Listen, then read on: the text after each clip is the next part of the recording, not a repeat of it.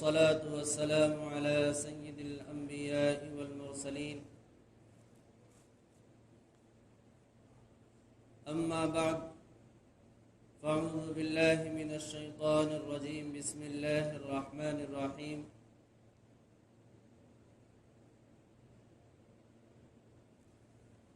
يا أيها الذين آمنوا كتب عليكم الصيام كما كتب على الذين من قبلكم لعلكم تتقون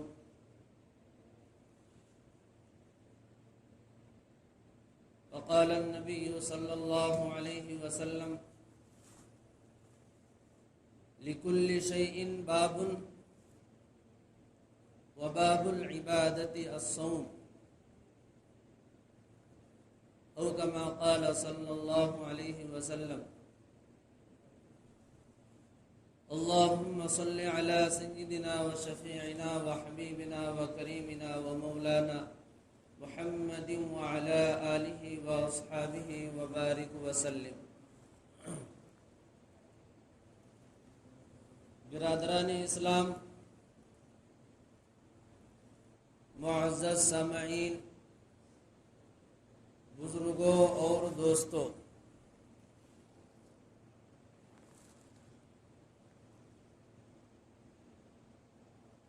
رمضان کا مبارک مہینہ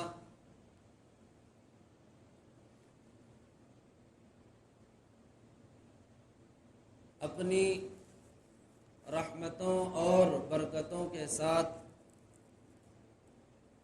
بہت جلد ہم پر سایہ فگن ہونے والا ہے.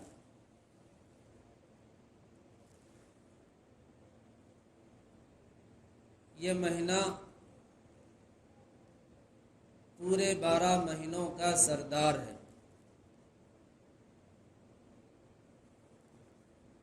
اس کے اندر اللہ تبارک و تعالی نیکیوں کا اجر بڑھا کر دیتے ہیں، حتیٰ کہ حدیث پاک کے اندر آتا ہے ایک نفل کا ثواب فرض کے برابر کر دیا جاتا ہے، اور ایک فرض کا ثواب 70 فرض کے بقدر کیا جاتا ہے. اس مہینے کے اندر اللہ تبارک و تعالی کی خصوصی رحمتیں بندوں پر نازل ہوتی رہتی ہیں.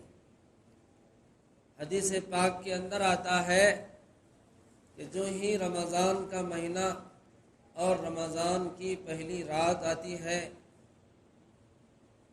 فتحت ابواب الجنہ، تو جنت کے دروازوں کو کھول دیا جاتا ہے. وغلقت ابواب النار، اور جہنم کے دروازوں کو بند کر دیا جاتا ہے. وسلسلت الشیاطین، اور فرماتے ہیں کہ سرکش شیاطین کو قید کیا جاتا ہے. تو اس مہینے کے احترام میں، اس مہینے کے اکرام میں اللہ تبارک و تعالی جنت کو آراستہ فرماتے ہیں اور جہنم کو بند کر دیتے ہیں. جنت نیکوکار لوگوں کا ٹھکانہ ہے، متقی لوگوں کا ٹھکانہ ہے، روزے داروں کا ٹھکانہ ہے، نماز پڑھنے والوں کا ٹھکانہ ہے. یہ جنت بہترین جگہ ہے. قرآن کریم کے اندر اللہ تبارک و تعالی نے جنت کی بہت سی تعریفیں فرمائی ہیں اور جنت کی بہت سی نعمتوں کو شمار فرمایا ہے. حدیث مبارکہ کے اندر بھی اللہ کے رسول صلی اللہ علیہ وسلم جنت کی جو خوبیاں ہیں ان خوبیوں کو حدیثوں کے اندر بیان فرمایا ہے.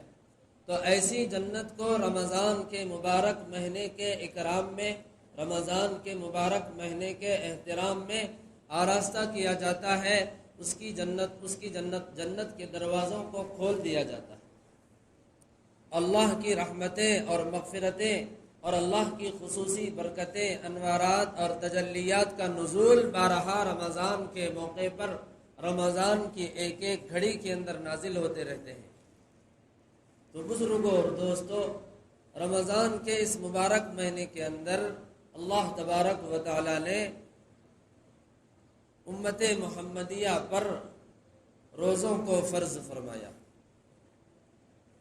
یا ایھا الذین آمنوا کتب علیکم الصیام کما کتب علی الذین من قبلکم، اے ایمان والو، تم پر روزے فرض قرار دیے گئے جیسا کہ تم سے پہلی امتوں پر روزے فرض قرار دیے گئے تھے۔ بزرگوں اور دوستو، ہمارے نبی پاک صلی اللہ علیہ وسلم آخری نبی ہیں، اور آپ کے اوپر جو کتاب قرآن مقدس نازل کیا گیا یہ آخری کلام ہے۔ اس کے بعد کوئی نبوت، کوئی نبی آنے والا نہیں ہے۔ اب جب کوئی نبی آنے والا نہیں ہے تو کوئی کتاب بھی آنے والی نہیں ہے، کوئی شریعت بھی آنے والی نہیں ہے، کوئی قانون آنے والا نہیں ہے۔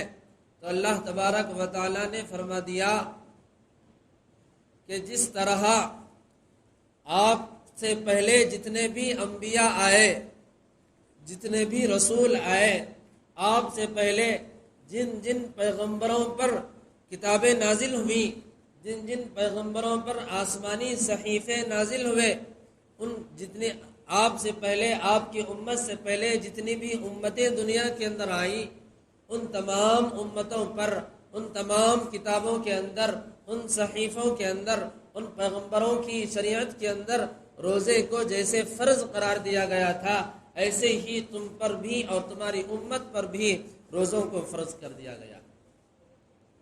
اب تمہیں اپنے دل کے اندر یہ خیال لانے کی ضرورت نہیں ہے کہ اللہ تبارک و تعالی نے اب پہلے انبیاء پر اور پہلی امتوں پر روزے فرض نہیں کیے اور ہم پر فرض قرار دیے گئے۔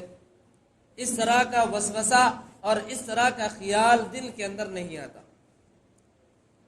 آدمی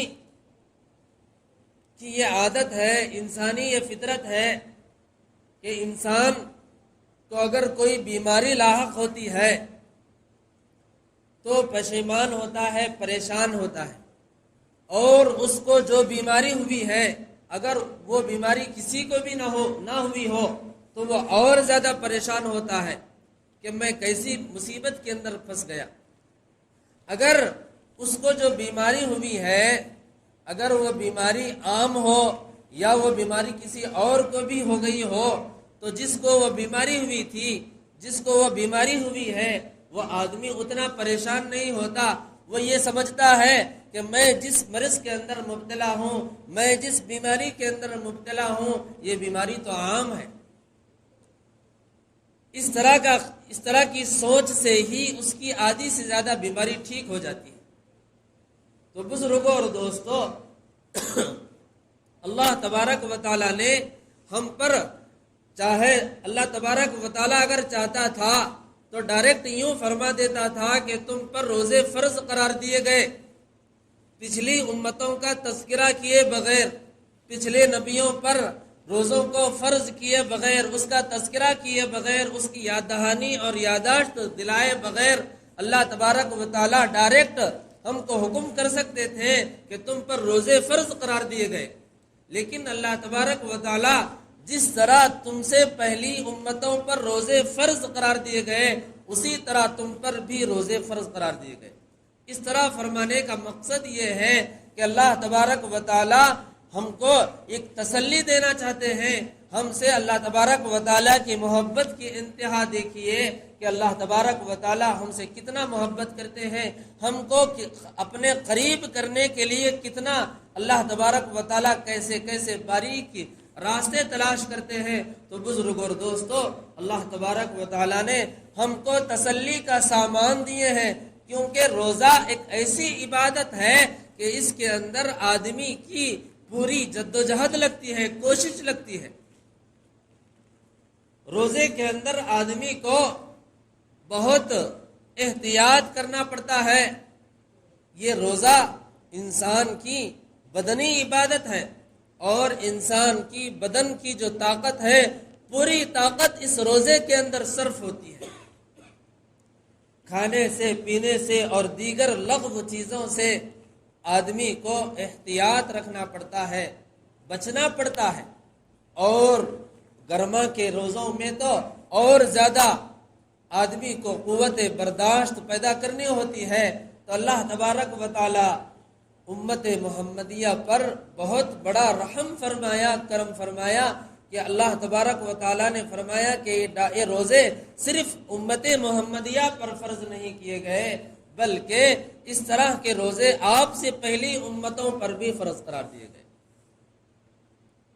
تو بزرگوں اور دوستو، حضرت آدم علیہ نبی جینا علیہ السلام سے لے کر ہمارے نبی آخر الزمان صلی اللہ علیہ وسلم تک جتنے پیغمبر دنیا کے اندر آئے، جتنی امتیں دنیا کے اندر آئیں، ہر امت کے اندر، ہر نبی کے اوپر اس روزے کو فرض قرار دیا گیا۔ یہ اور بات ہے کہ وہاں کا قانون، اس وقت کا قانون جو تھا اس کے حساب سے اس وقت روزوں کو فرض قرار دیا گیا، اور امت محمدیہ پر آپ صلی اللہ علیہ وسلم کی شریعت کے مطابق، آپ کی لائے ہوئے قانون کے مطابق روزوں کو امت محمدیہ پر فرض قرار دیا گیا۔ اور اس روزوں کو فرض کرنے کا مقصد کیا ہے؟ لعلکم تتقون، اللہ فرما رہے ہیں کہ تاکہ تم متقی بن جاؤ، پرہیزگار بن جاؤ۔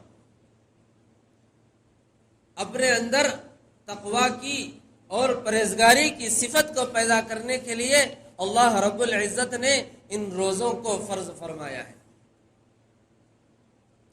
روزوں کے اندر جیسا کہ اللہ کے رسول صلی اللہ علیہ وسلم فرماتے ہیں، رمضان کا مبارک جو مہینہ ہے یہ صبر کا مہینہ ہے۔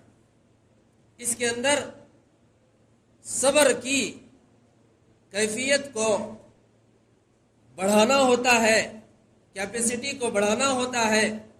ایک حدیث کے اندر فرمایا گیا، الصوم صبر، روزہ الصوم نصف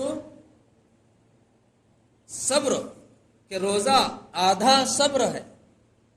اور دوسری روایت کے اندر فرمایا گیا، الصبر نصف الایمان، فرمایا کہ روزہ آدھا صبر ہے اور صبر آدھا ایمان ہے۔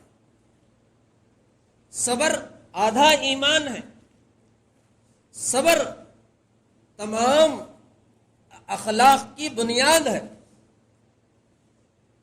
صبر کے بغیر آدمی کے اندر صفت اخلاق پیدا ہو ہی نہیں سکتے، اور صبر کے بغیر آدمی پرہیزگار نہیں بن سکتا، صبر کے بغیر آدمی متقی نہیں بن سکتا، اور جب تک آدمی کے اندر تقوی نہ ہو، اور جب تک آدمی کے اندر صبر نہ ہو، اور جب تک آدمی کے اندر للہیت نہ ہو، وہ رمضان کے مزے کو نہیں چکھ سکتا، رمضان کے روزوں کی حقیقت کو حاصل نہیں کر سکتا۔ تو اس لیے بزرگوں اور دوستو، اللہ تبارک و تعالیٰ فرما رہے ہیں لعلکم تتقون، تاکہ تم پرہیزگار بن جاؤ، متقی بن جاؤ۔ اللہ تبارک و تعالیٰ کے فرمان کے اندر جب لعلکم کا لفظ آتا ہے، اللہ کے کلام کے اندر جب لعلکم کا لفظ آتا ہے تو اللہ کے کلام سے لعلکم سے مراد یہ ہوتا ہے کہ یقیناً تم پرہیزگار بن سکتے ہو، یقیناً تم متقی بن سکتے ہو۔ یقین کا معنی پیدا ہوتا ہے۔ تو بزرگوں اور دوستو، آدمی رمضان کے مہینے کو غنیمت سمجھ کر اگر اس کے اندر جو اعمال ہیں روزے کا اہتمام کر لیتا ہے تو بزرگوں اور دوستو، وہ روزہ اس کے لیے نفع بخش ہوگا اور اس کے لیے دنیا اور آخرت کی زندگی کے لیے نجات کا ذریعہ بن جائے گا۔ روزے کے اندر اللہ تبارک و تعالیٰ اپنے بندوں کو طلوع آفتاب سے غروب آفتاب تک اپنے بندوں کو بھوکا رکھتے ہیں، پیاسا رکھتے ہیں، اور دیگر لغو چیزوں سے، خواہشات سے اور برائیوں سے بچا کر بندے کو آزماتے ہیں اور بندے کو ایک عادت ڈال رہے ہیں کہ رمضان کے مہینوں کے اندر روزہ رکھوا کر اس کے اندر برائیوں سے بچنے کی عادت پیدا ہو جائے اور صبر کرنے کی اس کے اندر عادت پیدا ہو جائے. یہ صبر جو ہے انسان کے اخلاق کو اعلیٰ معیار پر لے جانے والا ہے. جیسا کہ حدیث پاک کے اندر فرمایا گیا الصبر نصف الایمان، صبر جو ہے آدھا ایمان ہے. جب صبر ہی آدھا ایمان ہے تو بزرگوں اور دوستو اندازہ لگاؤ کہ روزوں کے ذریعے سے آدمی کے اندر قوت صبر کو پیدا کرنا ہوتا ہے. برائیوں سے بچنا، اور برائیاں بہت قسم کی ہوتی ہیں. انسان کے دل کے اندر بھی بہت ساری خرابیاں برائیاں ہوتی ہیں. انسان کے اندر دل کی جو برائیاں ہوتی ہیں، حسد ہے، بغض ہے، عناد ہے، اور بخل ہے، تکبر ہے، یہ اس طرح کی جو بیماریاں ہیں یہ انسان کی قلبی اور روحانی بیماریاں ہیں. جب تک آدمی اپنی روحانی بیماریوں سے شفا یاب نہیں ہوتا اس وقت تک آدمی کا ایمان مکمل نہیں ہوتا. حدیث پاک کے اندر دوسری حدیثوں کے اندر فرمایا گیا حسد اور ایمان ایک دل کے اندر جمع نہیں ہوتا. جس طرح آگ اور پانی ایک جگہ جمع نہیں ہو سکتے، ایسے ہی حسد اور ایمان ایک دل کے اندر جمع نہیں ہو سکتا. اور اس حسد کو توڑنے والی چیز روزہ ہے، اس تکبر کو توڑنے والی چیز روزہ ہے، اس گھمنڈ کو توڑنے والی چیز روزہ ہے، اس کینے کو، عداوت کو توڑنے والی چیز، ختم کرنے والی چیز روزہ ہے. روزے کے ذریعے سے آدمی کے اندر احساس ہوتا ہے. جب مومن بندہ روزے سے ہوتا ہے تو اس کے دل کے اندر یہ احساس ہوتا ہے، جب پیاس لگتی ہے، بھوک کا احساس ہوتا ہے تو اس کے دل کے اندر احساس پیدا ہوتا ہے کہ میں صبح سے روزہ ہوں اور روزہ رہنے کی وجہ سے میں نے کھانا نہیں کھایا، پانی نہیں پیا اور دیگر چیزیں استعمال نہیں کیا، تو میں اپنے اندر ایک طرح کی کمزوری محسوس کر رہا ہوں. تو اس کے اندر سے گھمنڈ ختم ہو جائے گا، تکبر ختم ہو جائے گا کہ میں تو ایک گلاس پانی کی میری حیثیت نہیں ہے کہ میں صبح سے ایک گلاس پانی نہیں پیا تو میرے اندر ایک کمزوری پیدا ہو گئی ہے. میرے اندر میں جو کھانا کھانے کے بعد بھر پیٹ میں جو برائیاں کرتا تھا، بھر پیٹ میں اپنے آپ کو جو کچھ سمجھتا تھا، میں اپنے آپ کو بڑا بہادر سمجھتا تھا، میں اپنے آپ کو بڑا تڑم خاں سمجھتا تھا، جب وہ روزے سے ہے تو اس کو احساس ہوگا کہ میرے اندر کچھ نہیں ہے. یہ احساس پیدا ہوتا ہے روزے کے ذریعے سے. تو بزرگوں اور دوستو صفت صبر روزے کے ذریعے سے حاصل ہوتی ہے، اور یہ صفت صبر تمام اخلاق کی بنیاد ہے. اور انسان رمضان کے روزوں کے ذریعے سے انسان کے اندر اعلیٰ اخلاق پیدا ہوتے ہیں، اعلیٰ معیار اور اعلیٰ اخلاق، اچھے اخلاق پیدا ہوتے ہیں. صبر کی کیپیسٹی اس کے اندر پیدا ہوتی ہے، صبر کی صفت اس کے اندر پیدا ہوتی ہے، اور برائیوں سے بچتا ہے. اور دوسری حدیثوں کے اندر جیسا کہ آیا ہے وسلسلۃ الشیاطین، اور اس کو بہکانے کے لیے شیطان جو ہمارا انسان کا اصلی دشمن ہے، ایمان والے کا اصلی دشمن جو شیطان ہے، وہ شیطان تو سرکش شیاطین تو رمضان کے موقع پر قید کیے جاتے ہیں. تو اب ایمان والے کو، روزے دار کو برائیوں سے بچنا اتنا آسان ہو جاتا ہے کہ وہ برائیوں سے بچنے کی کوشش کرتا ہے اور وہ بچنے میں کامیاب بھی ہوتا ہے. تو بزرگوں اور دوستو رمضان کا جو یہ موقع ہے، رمضان کا یہ مبارک موقع ہمارے معاشرے کے اندر ایک مہذب معاشرے کی تشکیل ہوتی ہے. ایک صالح معاشرہ کا وجود رمضان کے موقع سے ہمیں حاصل ہو سکتا ہے. لیکن ضرورت اس بات کی ہے کہ ہر ایمان والا بندہ اور ہر ایمان والی عورت رمضان کے موقع پر، ہر آدمی اگر اپنی اصلاح کی فکر کر لے گا، اپنی اپنی اصلاح کی فکر کا مطلب یہ ہے کہ رمضان کے روزوں کے ذریعے سے، رمضان میں تراویح اور عبادات کے ذریعے سے، قرآن کریم کی تلاوت کے ذریعے سے اپنے آپ کو عبادتوں کے اندر زیادہ تر مشغول رکھ کر، اپنے آپ کو ذکر و اذکار کے اندر مشغول رکھ کر برائیوں سے بچتے ہوئے اگر کوئی مومن بندہ، مومن عورت اگر اس کا اہتمام کر لیتی ہے تو بزرگوں اور دوستوں اس کے اندر اصلاح کی کیفیت پیدا ہو جاتی ہے۔ اگر ہر آدمی اس بات کی فکر کر لے گا تو پورا معاشرہ ہمارا صالح نیک بن جائے گا، پورا معاشرہ ہمارا مہذب بن جائے گا۔ تو گویا یہ رمضان کا جو موقع ہے، یہ رمضان کا جو موسم ہے، یہ صالح معاشرے کی تشکیل کا بہترین موقع ہے، صالح معاشرے کی تشکیل کا بہترین ذریعہ ہے۔ اس کو ذریعہ بنا کر، اس کو سبب بنا کر ہم اپنے معاشرے کی، اچھے معاشرے کی، صالح معاشرے کی تشکیل دے سکتے ہیں۔ تو بزرگوں اور دوستو، ایک ہے رمضان کا اہتمام اور ایک ہے رمضان کا احترام۔ رمضان کا احترام اور رمضان کا اہتمام۔ رمضان کا اہتمام یہ ہے کہ ہم اپنے آپ کو روزوں میں، عبادتوں میں، تراویح کے اندر مشغول رکھیں، روزہ نہ چھوڑیں، تراویح نہ چھوڑیں اور نمازیں نہ چھوڑیں، صدقہ و خیرات نہ چھوڑیں۔ یہ رمضان کا اہتمام ہے۔ اور رمضان کا احترام یہ ہے کہ رمضان میں اگر کسی عذر، شرعی عذر کی وجہ سے روزہ نہ رکھ سکتے ہوں تو روزہ داروں کا احترام بھی ضروری ہے۔ واقعات کے اندر لکھا ہے، مشہور واقعہ ہے کہ ایک زمانے میں ایک یہودی تھا۔ وہ یہودی غیر مسلم تھا، یہود تھا اور مسلمانوں کی بستی میں رہا کرتا تھا۔ اڑوس پڑوس مسلمان تھے۔ رمضان کا موسم تھا، رمضان کا مہینہ تھا۔ وہ یہودی باہر گیا ہوا تھا تو گھر کے اندر اس کا بیٹا جو ہے گھر کے باہر کھانا لا کر کے کھا رہا تھا۔ اتنے میں اس کا باپ آیا یہودی، آ کر کے بیٹے کو ڈرایا، تنبیہ کی، ڈرانے لگا کہ تجھے شرم نہیں آتی؟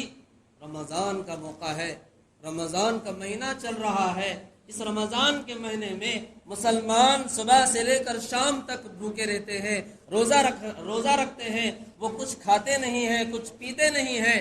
تجھے شرم نہیں آتی کہ رمضان کے، مسلمانوں کے روزے کے موسم میں، رمضان کے مبارک مہینے میں ان کا تو رمضان کا احترام نہیں کر رہا؟ تو اس طرح بچے کو ڈانٹ کر، ڈپٹ کر اس نے اپنے بچے کو گھر کے اندر کونے میں بیٹھ کر کے کھانے کی تنبیہ فرمائی۔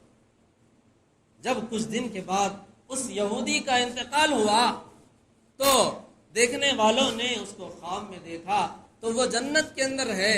اس کو خواب دیکھنے والوں نے پوچھا کہ بھائی تو یہودی تھا، تو مسلمان نہیں تھا، تو پھر جنت کے اندر تو کیسے داخل ہو گیا؟ تو اس نے کہا کہ میں نے ایک دفعہ اپنے بیٹے کو، میں نے رمضان کے احترام میں اللہ تبارک و تعالیٰ نے مجھے جنت کے اندر داخل کر دیا۔ تو بزرگوں اور دوستوں، ایک ہے اہتمام، روزہ رکھنا، تراویح کا اہتمام کرنا، صدقہ و خیرات کرنا اور دیگر جو عبادتیں ہیں ان عبادتوں کا اہتمام کرنا، یہ اہتمام رمضان ہے۔ اور احترام رمضان یہ ہے کہ اگر کسی شرعی عذر کی وجہ سے روزہ نہ رکھ سکتے ہوں تو روزے کا، رمضان کا احترام تو کریں۔ تو بزرگوں اور دوستو، روزہ تو ہر حال میں رہنا ہے۔ اگر کسی عذر کی وجہ سے اب نہیں رکھ سکتے تو بیماری کی وجہ سے، شوگر کی وجہ سے، بی پی کی وجہ سے اور کوئی اور بیماری ہے، اگر روزہ نہیں رکھ سکتے تو اور دوسرے دنوں میں ان روزوں کی قضا لازمی ہے۔ تو بزرگوں اور دوستو، اللہ تبارک و تعالیٰ سے دعا ہے کہ اللہ تبارک و تعالیٰ ہمیں عمل کرنے کی توفیق عطا فرمائے۔